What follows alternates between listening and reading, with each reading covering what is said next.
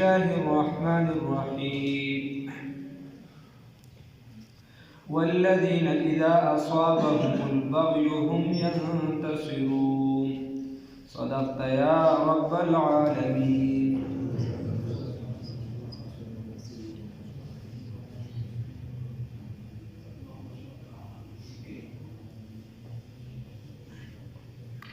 الله رب العزت فرمای د مؤمنانو صفات شروع نو پاره کې سور او صدر الله فرمای والذین او دا هغه کسان دي اذا اصابهم البغي هر کله چې ورسیږي دي ته زیاتې یعنی په دې باندې زیاتې وشي سرکشي وشي هم ينتصرون دي انتقام اخلي دا هغه خلک دي چې کله دي سره زیاتې وشي ظلم وشي او دا دې ته ورورسیږي دغه تکلیف دې ته ورورسیږي نو هم ينتصرون دي انتقام. مخکې آیات کې تیر شو الله رب العزت فرمایي وَإِذَا مَا غَضِبُوا يَغْفِرُونَ کله چې دې غصه کې راشي نو دې بخښنه کوي معافي کوي. او مخکې تیر شوي دي الله رب العزت د مؤمن د متقي صفات بیانوي والکاظمین الغیظ والعافین عن الناس. وای دا متقیان هغه دي چې دې خپله غصه خوري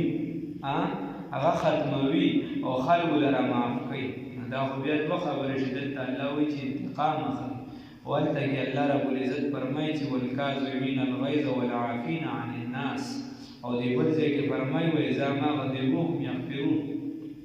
نو مفسرینو دوه جوابونه کړي دي. یو جواب یې دا دی چې دا دې کله انتقام اخلي نو دا د کافرانو نه اخلي. دا انتقام دا ظلم زیاتې چې په دې باندې وشي نو دا د کافرانو نه انتقام اخلي او په خپل منځ کې الله د مؤمنانو صفت بیان کړی دی چې اشداء علی الکفار رحماء بینهم چې په کافرانو باندې ډېر سخت دي او په خپل منځ کې به رحمدل لري. الله دې داسې وکړي. او دویم جواب مفسرینو دا لیکلی دی چې نه هغه کسان چې په خپله غلطۍ باندې کلک ولاړ وي نو د هغې نه انتقام اخلي. چې څوک خپله غلطي ومني نو د مؤمن دا شان نه دی چې دی ورته بیا معافي نه کوي. د مؤمن دا شان دی چې دی ورته بیا معافي کوي نو هغه به د دې لاندې راشي والکاظمین الغیظ والعافین عن الناس. الله دې راته معافي وکړي. او چې په خپله غلطۍ کلک ولاړ وي نو هغه خو بیا خو د هغه نه بیا انتقام هم خلک اخلي. اگر چې مسلمانان په خپل منځ کې رحم کوونکي دي بیا هم د رحم معامله چې دا هغه اولاد نور آیاتونو کې ځای په ځای شته. لکه موسی علیه السلام چې په کوم قبطي باندې تېرېدو بني اسرائیلي باندې نو هغه قبطي ته وایي د فرعون د قوم هلته چې هلکه ظلم زیاتې پرې مه کوه ته ولې دا دومره لرګي خو دوی نه شي وړی. او دې ورته وایي دا کوم چې بني اسرائیلي ورته وایي چې تنها خو خپله دی هر څه په خپله دی او ما باندې او په نورو بني اسرائیلو ظلم کې او سامان بې هلته وړی. نو هغه ورته جواب کې موسی علیه السلام ته وایي چې دا خو ستا د خېټې لپاره لګیا یم که نه ته به هلته خوراک یې ستا د خېټې ته هم خوراک یې. موسی علیه السلام ورته یې پرېږده نه یې پرېښوده. نو موسی علیه السلام سوک ورکړو سوک سره چې دی هغه مردار شو. نو خبره داسې ده چې په خپله غلطۍ باندې ولاړه چې په هغې باندې ودرېد. نو الله رب العزت فرمایي چې کله بیا دا انتقام اخلي صحیح دی خو انتقام اخلي خو دا به څومره دی. الله وایي وجزاء بدله سیئة د بدو سیئة بده ده مثلها په مثل د هغې جزا د بدو بده ده خو په مثل د هغې بدله د بدو بده ده خو په مثل د هغې. نو څومره تا ته چا یو سوک درکړه د هغې نه زیات سوک نه شي ورکولی. اسلامي خپل قانون دی بعضې زخمونو کې چې دي هغې کې برابروالی راتلی شي. لکه ستا نه چا لاس کټ کړ نو کوم ځای کې دې لاس کټ کولی شي بعضې ځایونو کې او بعضو کې نه برابرېږي نو هغې کې نه شي کټ کولی. ستا نه چا ګوته کټ کړه نو په دې کې برابروالی راتلی شي. اسلامي قانون کې دې ته هم ګوته کټ کولی شي وغیره بعضې داسې خبرې دي. نو الله وایي وجزاء سیئة بمثلها وكتبنا عليهم فيها أن النفس بالنفس والعين بالعين والأنف بالأنف والأذن بالأذن والسن بالسن والجروح قصاص. الله رب العزت فرمای وق په وق کې سترګه په سترګه دا پوزه په پوزه د کچا دلته ووایي دغه تیوالی شي خو ته به خپله قانون او منصب او دغه نه جوړېږي قانون ته اختیاري هغه به هغې اسلامي قانون ته دا اختیار وي هغه ته به اجازت درکړي که ته یې معاف کړې غوره ده که نه یې معاف کړې نو انتقام اخیستی شي خو د حد نه تېرې نه کومو اندامونو کې لکه سر کې صرف لس قسمه زخم دی قدورې والا میږي کږ وغیره میږي 10 قسمه زخم دا صرف په سر کې په څو زخمونو کې د سر برابروالي نشي اخلي یو بنده لکه شمخېټو بعضو د خېټې په بعضو زخمونو کې برابروالي نشي نو هغې کې بیا قصاص نشته په هغې کې بیا دیت دی الله وی وجزاء سیئة مثلها او جزاء د بدو بد د په مثل د هغې فمن عفا خسل یې فمن بس هغه چا عفا چې عفو وکړه واصلح او اصلاح یې وکړه فاجره نو اجر د ده علی الله په الله رب العزت باندې دی هلکه که چا درسره زیاتي وکړه نو د دې اجر چې دی دا په چا باندې دی الله رب العزت باندې دی الله به درسره یې ته بس معافي ته چې دی نو معافي وکړه د ځان اصلاح وکړه ولې زمانه خو ډېره تېزه ده دا اوس د اسپتال نه راغلم هغه یو پکې د نر زوی په دې ویشتې دی چې په موټرسایکل روان و نو چاته یې ویلې چې لږه ښه مستې ګورئ هغه بس یې اواز کړی یا ټکټر چلوي ښه مستې هم د ظالم دي ورته تماچه تیار نه کړو په دې ټکي پې ډز کړی نو هغه د ځان بچو په لاس لګېدی نه هغه لین ته ښه مستې هغه پې ډز کړی نو بس هېڅ هم نه شو ویلې خدای دې خیر کوي کیسه روانه ده وجزاء سیئة مثلها الله وی فمن عفا اوس چې کله دا یو بنده تا ته چا کنځلې وکړي دا کنځلې چې دی نو دا چې چا سره دلیل نه وي درسره بس د هغې اسان ټارګېټ دا دی هغه بیا اسان ګرم کېږي او کنځلې کوي او بل یې راځي وایي هلکه کور او کور به کور ناسته ته ځان ته نر وې د نر زویه او دلته چې دی خو چې ته د بل بده مور ستا یا به ستا مور ستایي که نه تا درڅه ښېګړه نو چې کنځلې کوي حدیث کې راځي رسول الله صلی الله علیه وسلم فرمایي چې یو کس کنځلې وکړي نو دا بل کس مظلومه دی ښه چا درته کنځلې وکړي نو د کنځلې په جواب کې کنځلې نشته د ګزار په ګزار مقابله کې ګزار دی کنځلې خو چې دی بس عدالت ته بالاخره هغې دپاره هغې ول خپله سزا ورکړي وغیره داسې کنځلې نشته چې ته ورته وکړې چې هغه دوه کنځلې وي ته ورته یې چې وایه داسې تاریخي کنځلې درته وکړم چې تا به یې غولېدلې نه دا منع رسول الله صلی الله علیه وسلم فرمایي ما لم تعتب المظلومه وی چې تر څو مظلوم تعدي نه یې کړې ده ورته جواب کې کنځلې نه یې کړې نو دا به مظلوم شمارلی شي او که ده هم ورته په جواب کې کنځلې وکړې نو دی ظالم شي الله هم دې وساتي نو د دې وجې چې دا کنځلې به کنځلې شي نو بس بیا فتنه راوچته شي رسول الله صلی الله علیه وسلم فرمایي الفتنة نائمة لعن الله من ایقظها وی دا فتنه چې ده دا اوده یې اوده او چې څوک دې لره راویښه کړي نو د الله لعنت دې وي په ده باندې الله دې وساتي من خو یې راویښو نه ښه چابک ورکوو چې تېره شه مضبوطه شه یو کس جګړه کوي موږ ورته وایو لکه سم دې ونه ومنه د ده دا خوله سمه نه ده یو دوه درې ګزاره به دې سیوا وایي رسول الله صلی الله علیه وسلم فرمایي الفتنة نائمة لعن الله من ایقظها الله رب العزت دې موږ وساتي د دغه حالت نه عفو وکړو درګذر وکړو فاجره علی الله اجر دې د چا سره دی د الله رب العزت سره موږ څه وایو هر پیغمبر به څه وایي ان اجریه الا علی الله نو اجر دې بچا دی په الله انه یقینا دغه الله تعالی لا یحب الظالمین نخوښوي چا لره ظالمانو لره ولمن او هغه چا انتصر چې انتقام واغشتو بعد ظلمه پس د ظلم نه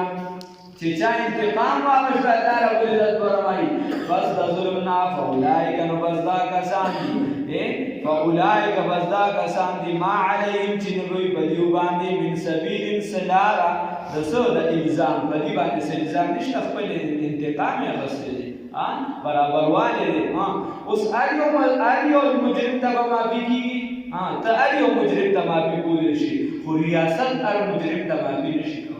که یو مجرم داسې وي چې هغه د جرم عادي ګرځي یا د هغه د وجې جرم زیاتېږي په معاشره کې نو که دې کور والا ورته معافي وکړه ریاست ورته معافي نه کوي ځکه چې د ده د وجې معاشره ګنده کېږي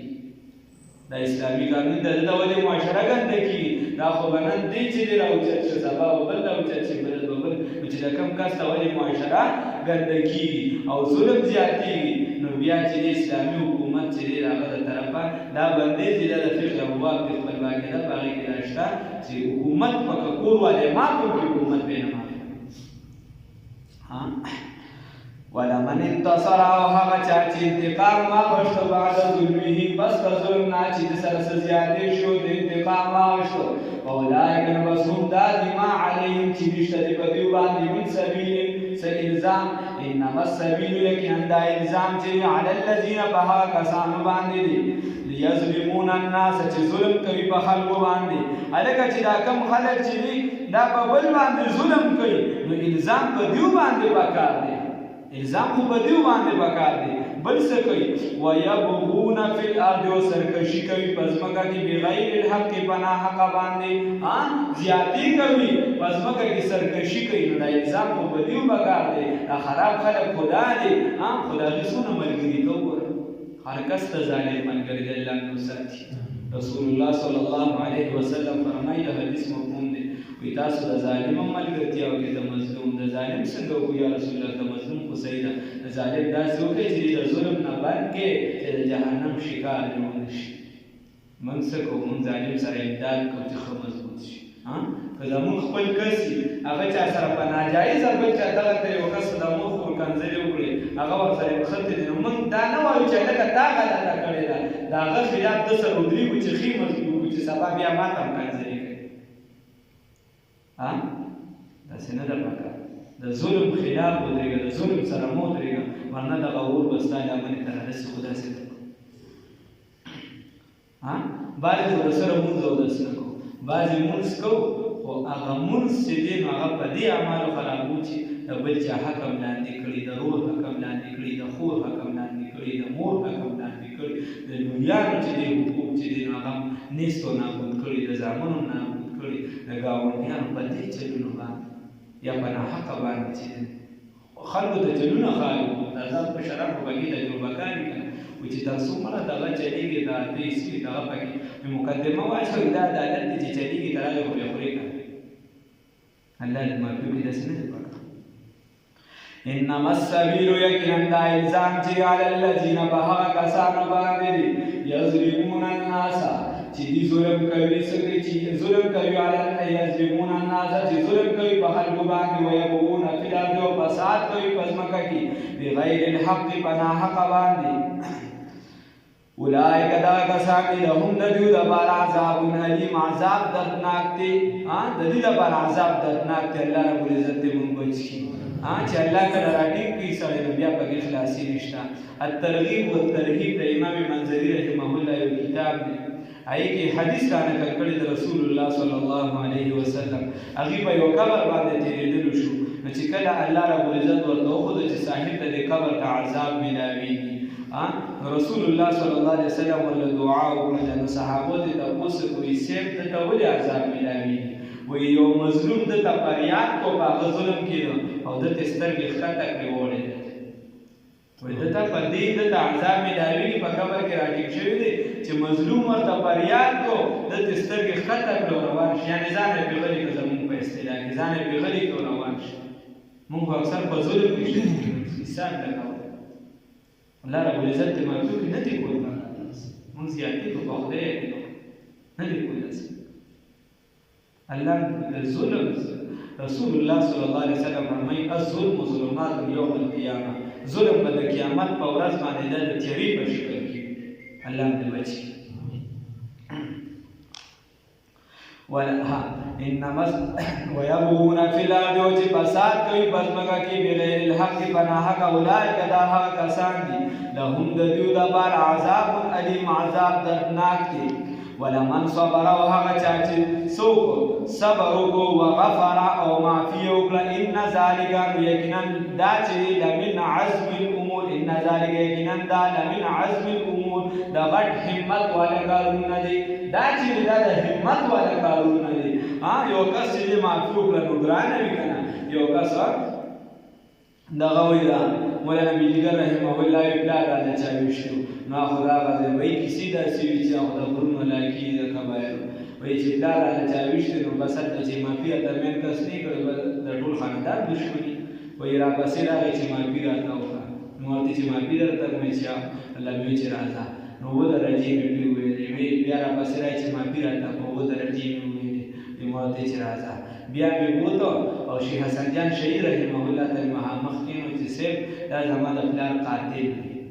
او د تاسو کا د حدیث پڑھاو کا نو یو کال یې وسر دې کني او بیا کله راکله تقریر کوي چې د پلار قاتل باندې چې نو سو کو علم وکړو بیا مته چې دا بیا مې کلی تراوسه کې ته مې چې دې معاف کړو نو دا ما پیدا ګران کار وی نو رسول الله رب عزت فرمای ولا من صبر وغفر هغه چا چې صبر وکړو او د څوک نه معافي وکړي ان ذالک یقینا دا من عزم الامور البته د همت والا کارونه دي نو بخاری شریف کې حدیث رسول الله صلی الله علیه وسلم فرمای چې یو کس نیکانو کې یو کس وفات کېدو مالدار سړی دی وفات کېدو نو ګناهونه ډیر زیات وو الله رب العزت دې سوال وکړي چې خدای پاک ماته معافي وکړه الله رب العزت ورته ته ماته یو ملکی را مې تا کړو زبر ته پس معافي وکړم هغه ته سم نظر وېسل نشته چې نظر واچو دې چې نشته بیا به پکړي چرته خو به ونی کی رامه دې کا هغه ورته سم د دین علاوه مې بل څه نکې نشته چې مال به کله دا خلک راتله غریبانان ما ظلم زیاتیم ډېر کړی دي خو د نوکرانو ته مې ویلي نوکران مې زیات عمر دي چې څوک هم قرض پسې راځي هغې له قرض ورکوي د خدای د رضا دپاره اګر که تاسو ته پته چې دا کس مونږ له واپس پیسې نشي راکولی خو بیا هم له قرض ورکوي چې بیا تنګدستی ګیر وي حاجت وي نو تاسو چې دې ته دا پیسې ورکوي نو الله رب العزت ورته وفرمایل چې ته یو کمزوري بنده ته په یو بنده دومره رحم کولی شي چې زه واحد دا شریک ذات یم زه په تا رحم نشم کولی زه بخښنه ملت ته وکړم بخاري شریف حدیث نو صبر او معافي الله رب العزت ته توفیق راکړي ومن يضلل الله هغه چاله چې الله رب العزت گمراه کی فما له من من ولي څوک دوست من بعده رسول لنا وترى الظالمين وتبوئن ظالمان لرا لما په هغه وخت کې راول العذاب چې دوی عذاب لرا الله رب العزت فرمایي هر کله چې دوی عذاب لرا ويقولون وبوئدي هل آیا اشتدي الى مرد من سبيل اغلا واپسې صدا دا واپسې شته چې موږ واپس لاړ شو خو ان بطش ربک لشدید الله رب العزت فرمایي چې د ما رانیوله دا سختي بیا چې د حل الى مرد من سبیل کدی ډېرې چې دوی نو د واپسې لار نشته د هغې نه مخکې چې موږ د ظلم نه توبه وباسو که د چا حق را سر چې هغه وکړو الله دې توفیق راکړي والذین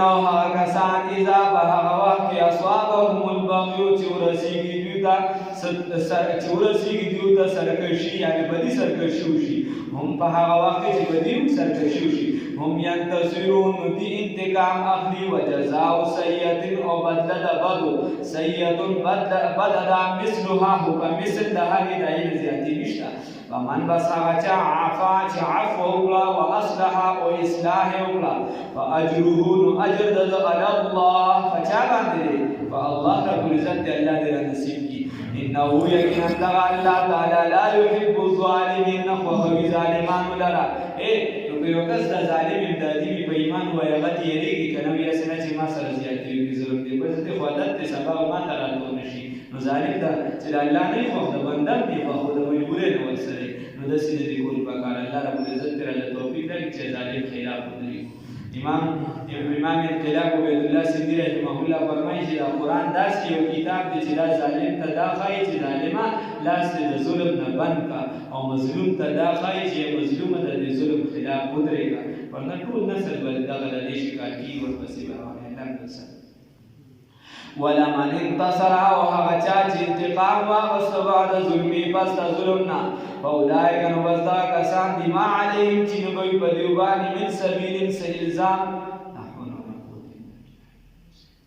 انما السبيل یقینا الزام چې علی الذین بها کسانو باندې یظلمون الناس چې ظلم کوي په خلکو باندې ويبغون وسرکشي کوي فی الارض پسمکه کې فساد کوي پسمکه باندې باغی باندې الزام دی هغه غلط خلک دي بغیر الحق پناه اولئک لهم عذاب الیم دا کسان چې د دوی لپاره عذاب دردناک دی الله دې بچي ولمن صبر او هغه چې صبر وکړو وغفر او معفي وکړه الله دې توفیق راکړي ان ذلك یقینا دا چې لمن عزم الامور دا همت ولو کارونه دي ومن يضلل الله هغه چې الله رب العزت گمراه کی فما له نبوي دلته ولي سوق دوست من بعده رسل دنا وترى الظالمين وتبوي ظالمان لرا لما بهغ وقت راوا العذاب چې دوی عذاب لرا يقولون نواي ولي هل آیا اشتري الى مرد دوابس من سبيل سلار فهغه وخت بدوي يقولون هو وايدي هل الى مرد آیا اشتري دوابس من سبيل سلار خو بیا به دوابس لار نبی الله رب العزت تعالی توبې